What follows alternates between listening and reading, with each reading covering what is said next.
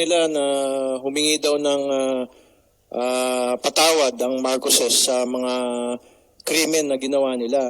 Ang problema, lahat na ng kaso sinampa laban sa Marcoses at ang presidente si Cory Aquino. And we should remember na si Cory, hanggang kay Noynoy. We should remember, importante yung kay Cory kasi yung panahon ni Cory, very powerful si Cory. Pinalitan niya ang batasan, inabolish niya ang mga Supreme Court justices, lahat hawak niya. Lahat ng kaso sinampa nila, kakampi nila ang Amerika, sinampahan ng RICO cases si Marcos at saka si Imelda ron, absuelto sa lahat ng kaso. So bakit naman magsosorry kung walang conviction, di ba? Hindi nga ninyo mapatunayan sa korte yung kasalanan nila tapos magsosorry sila. So sa makatuwid, walang conviction itong mga ito, kaya nga congresswoman ngayon si Imelda dahil walang conviction. Si Amy, governor. Si Bongbong naging senator pa at di umano dinaya pa. Nakatanggap ng napakaraming boto sa sambayanang Pilipino. Nag-uudyok na ang sambayanang Pilipino ay naniniwala na walang kasalanan si Marcos. So ano pang kailangan ditong patunayan? Lahat na ay ginawa nila. Panahon ni Cory, panahon ni FBR, kalaban din ng Marcoses, panahon ni GMA, panahon ni Noynoy. So ano pa? Bakit nagmamakaawa si Presidente Marcos nung nabubuhay pa siya na ibalik ninyo ako sa Pilipinas, diyan ninyo ako idemanda para merong proper jurisdiction. Kasi sa totoo lang, walang jurisdiction ng Amerika dito. Pero takot na takot silang pauwiin sa Pilipinas dahil wala naman talagang, alam nila na hindi naman makukuntik. So pag hindi nakuntik, abay baka makabalik pa sa pwesto. So pinabayaan nilang magkaroon ng mock trial sa Amerika. Sinasabi ko mock trial kasi wala naman jurisdiction. Kasi dapat yan, kung saan naganap yung sinasabing krimen, dapat doon lilitisin. What they did try was the RICO issue. Racketeering, Influence and Corrupt Practices Act. And again, wala namang nangyari doon. Wala. Dinismiss ng korte. Tinataas ni Kaano yung mikropono. Nandun ako sige. I was present attaché of the Philippine Embassy noon. Kasama namin si Carmen Pedrosa. Carmen Pedrosa was head of the team. And mamaya, yung isang pangalan na babanggitin kay Mark Malloch Brown, kasama namin siya. He was holding the public relations campaign doon sa Amerika, ni Cory Aquino. And I was representing the embassy. Rene Sagisag was presenting the legal group. Wala namang kinalabsan In fact, hindi nag-offer ng defense ang First Lady. At si Spence, yung kanilang lawyer, immediately rested the case after just presenting a testimony from George Hamilton. Yun naman testimony ni George Hamilton is just to soften the image of the Marcoses, no? Hindi naman talaga nag-present din ng ebidensya. But nung i-rest nila yung case, nag-rule ng recess for division, umalis ang jury, pagbalik ng jury, 30 minutes. Kaya sabi ko, patay to.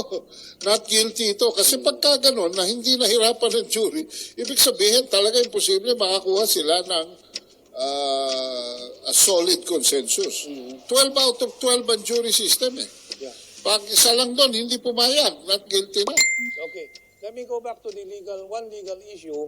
Sabi nung ibang nakakausap ko, ano yung Swiss accounts na transfer ng Swiss banks to Singapore saying that that was not a judgment against Marcos? Walang kinalaman sa criminal case yan.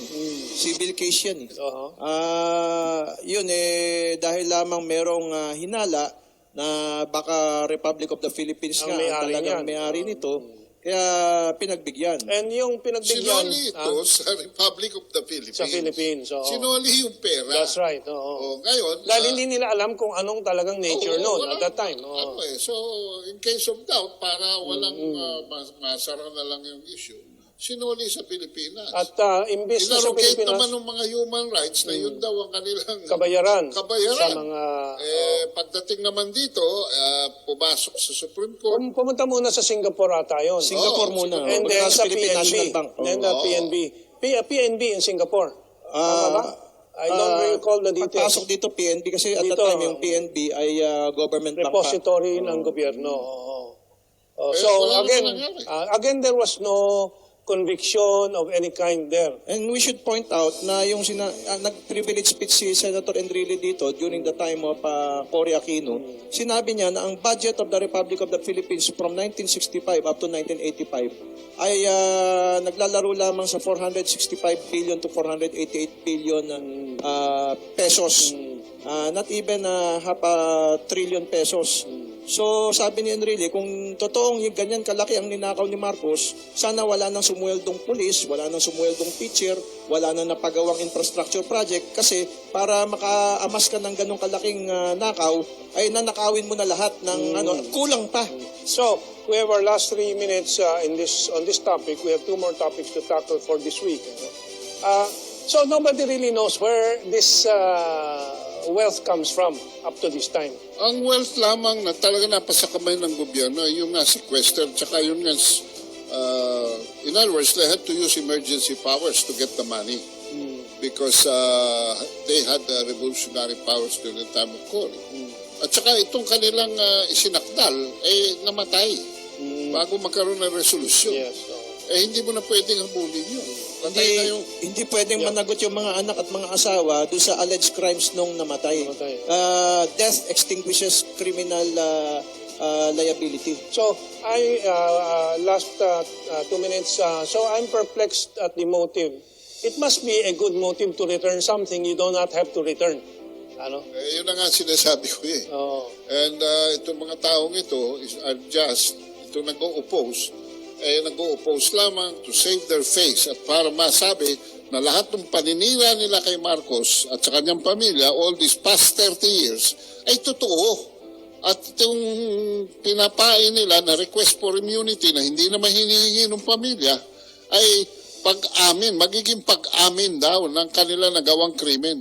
So sinasabi nila nakaw yaman. Yeah. Paano? Okay. Paano ito nangyari? Ang mahirap dito, baka meron dyan mga, hindi naman natin sinasabing totoo ito, pero baka meron dyan mga tatrabaho para sa mga foreign countries. Kasi remember, nasa foreign countries yung bulk ng mga kayamanan nito at ayaw nitong mga foreign countries na ito na ma-repatriate sa Pilipinas, no? At ayaw nilang umunlad ang Pilipinas. Baka naman yung mga iba dito ay working for foreign countries dahil ayaw umunlad ang Pilipinas, ano? So sana naman pagbigyan na ito para yung napipintong tax reform program na merong allegation na ililipat yung burden of paying taxes from the rich to the poor, hindi na matuluyan at magkaroon na ng another source of income ang government para wala na tayong problema sa taxes. So let's just flash this facade of the letter of Doy Laurel to Cory Aquino. While I read just a portion of it, which it's too small for the audience to read. Sabi ni Marcos, direct quote ni Doy Laurel, "Please tell Mrs. Aquino to stop sending me her relatives. They are proposing and asking so many things. All I want is to die in my country. I will turn over 90% of all my worldly possessions to our people. I ask only 10% from my family. Just let me die in my own country. I want to be buried beside my mother," sabi ni Marcos daw.